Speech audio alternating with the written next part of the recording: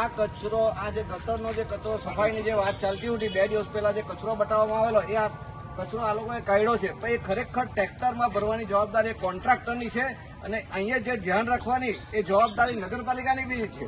અને આ જોગ્યાની નાળ દાણા બજાર આખો આ રસ્તો આ લોકોએ બ્લોક કરી નાખેલો છે. આવવા જવાનો રસ્તો જ નથી.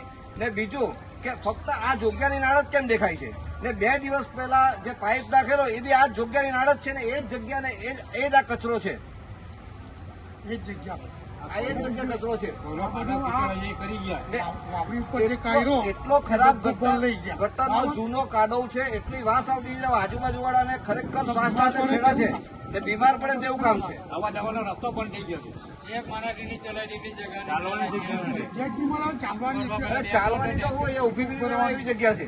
બધું પેલો ખરાબ પાણી એટલે જે બી કઈ કોન્ટ્રાક્ટર હોય એની પાસે કાયદેસરની કાર્યવાહી થવી છે ને આને આ કોન્ટ્રાક્ટ બંધ કરો.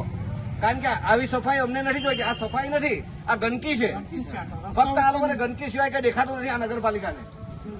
પ્લાનિંગ વગરનું કામ કરે છે આ બધું. ટ્રેક્ટર તે લોકો લગાવવું જોઈએ ને જે કચરો કાઢ્યો તો ટ્રેક્ટરમાં ભર્યો છે. હા, હવે સામેની સાઈડે કાઢ્યો એ લોકો કચરો બરાબર છે તે ટ્રેક્ટરમાં ભર્યો ને હું આ જોગ્યાની નાળ જ દેખાય.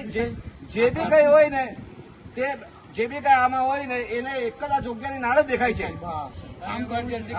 આ જોગ્યાની નાળમાં એને ફક્ત સ્લેબને જ ઇન્ટરેસ્ટ છે. આ જોગ્યાની નાળમાં જે બી કોઈ છે ને અને એ લોકોને સ્લેબ નહીં ભરવા દીધો એટલે આ દશા રાખે છે મને.